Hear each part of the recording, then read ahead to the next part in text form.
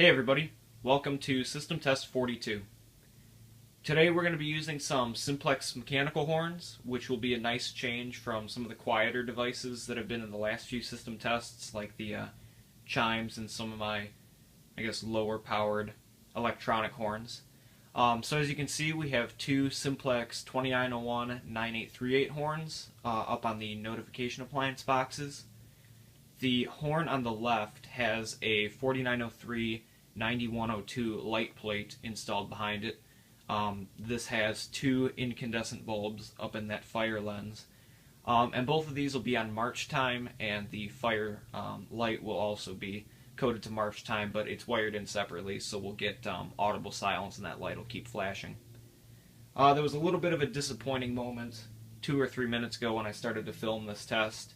And that's that when I powered up the system this morning and was testing everything out, there were no troubles on any of the panels, and then when I had just started to film, so I have it on tape from earlier, the battery trouble came on the SXL-EX, and the battery pack that was in that panel, the two SLA batteries, have apparently decided to call it quits, so I knew that was coming for a while. One of the batteries is still charging to about 13 volts like it should.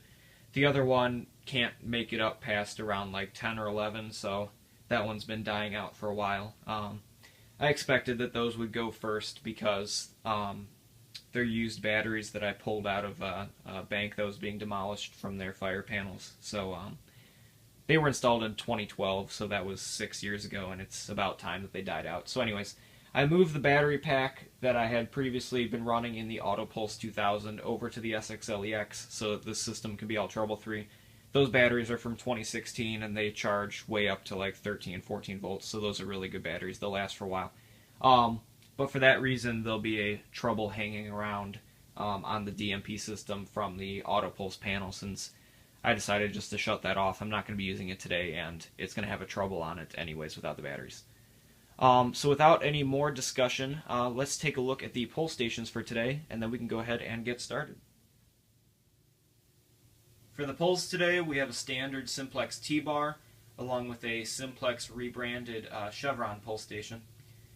So the T-bar is just your run-of-the-mill 4251-20, and then the the Chevron pull, that is a model number 2099-9768.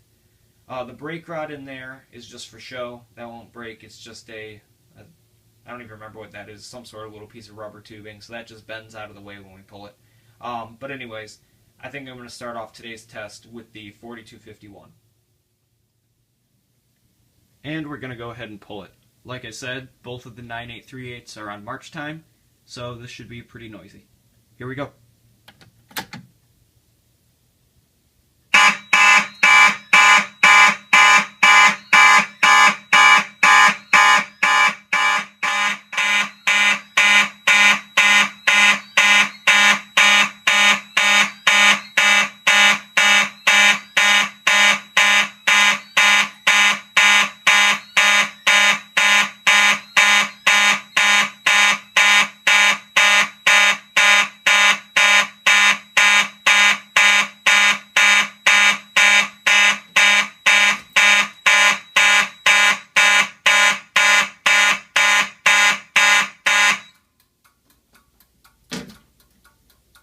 So I silenced the keypads and the panel.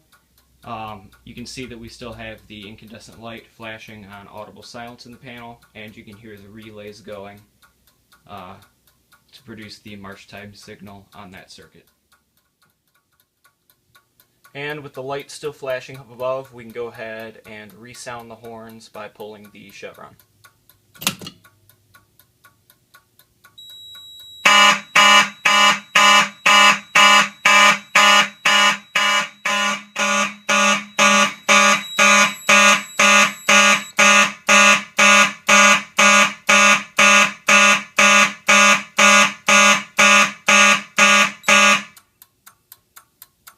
Alright, so then the horns are silenced once again, and we can reset the pull stations. The T-bar is nice and easy to take care of with the Simplex B key. It's got the real nice self-resetting spring on the pull handle. And then the chevron isn't too hard to reset either, with just the little Allen wrench that essentially acts like a key anyways. And now we can reset the panel.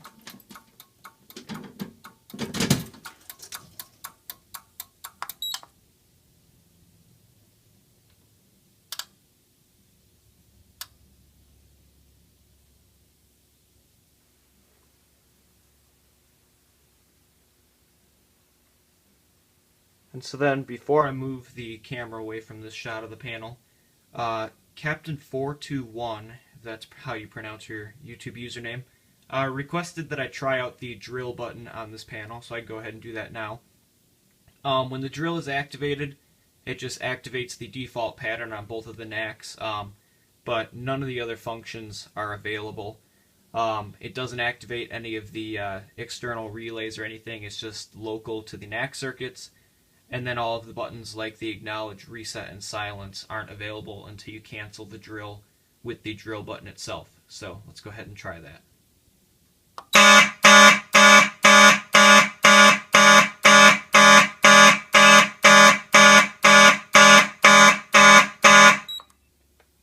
So you can see there's no real indication on the panel that the drill is even occurring, and there's no way to silence it like I mentioned, so you wouldn't be able to recreate the audible silence with just the light flashing with the drill button, as the silence key is disabled. And then, as always, last but not least, we can go ahead and reset the DMP system. And you can see that Halon system trouble on the screen, since I don't have 2 battery packs anymore to use to keep both of these panels in normal condition, which is unfortunate.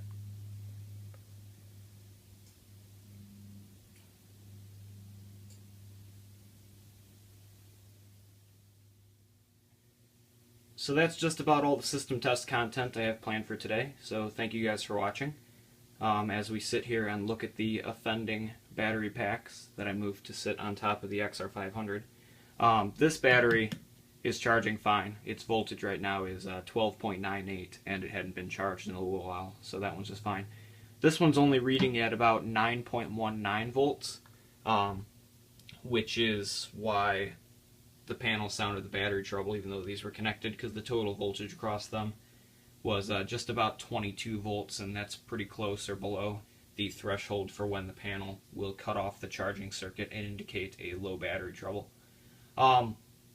I think the reason they charged unevenly is because I usually had them plugged into the panel just in this configuration, with the positive feed from the charger going into this one. So that could certainly have an impact, or it could have been how they were charged in the original place they came out of, since they came out of 2 Keltron transmitters that were in a bank that was being demolished that I took the devices out of. This battery, I remember, was on the main charger, and this was on the auxiliary charger, but that's probably going way more into it than it needs to be. They're not going to wear at the exact same age, so the date on these, though, is October 16th, 2012, so they've certainly surpassed their life expectancy. I know that the battery in the XR500, even though it's staying charged perfectly fine, the battery voltage in the XR500 is about 13.6 after good charging, and it'll hold that for several weeks if I don't have a chance to charge it, which that's certainly contributing to why the battery's dying out faster, because I can't leave this running 24/7 to charge them like they should be. That battery is maintaining fine, even though that battery is just about as old as these 2 that are sitting up here. So I'm probably going to hang on to the one of these batteries that's maintaining their charge in case I need to use that as a backup for the battery in the XR500. And I don't know. I was thinking about throwing them back on a more powerful charger that I have. The charger in the FC72 is really powerful. It can bring these batteries back up to voltage really fast. But since that battery is at 9.19, generally it's not a good idea to try to charge SLA batteries if they're below around 10 volts. That's where on most of these panels it'll cut off the charging circuit. I don't know how it tells where the individual battery voltages are, but I know on 12 volt systems it'll usually cut off the battery charger at around 10 volts. I had previously tried charging them by reversing the order so that the lower battery was first on the circuit, and that didn't do anything. So I think it's time for these to head off to the recycling yard, which is nice because you can get some good money back for recycled SLA batteries, and I didn't pay for anything for these. So and just a little plug for recycling: do not throw these batteries away. If you're a hobbyist who has them, it's terrible for the environment. You can take them down to your local scrap yard and get, I think it's not much, it's maybe like 16 cents per pound, but when you have a whole bunch of these laying around, they add up pretty quickly, and you can get a couple bucks back to fund buying some new ones, which I guess is what I'll have to do for these, because the only other battery pack I have is a 18 amp hour pack, and that's for the Faraday MPC 2000, and that's the only panel I have that can charge batteries that are that large. So anyways, this is now going on 4 minutes of rambling about batteries, so thank you guys for watching, and have a great day.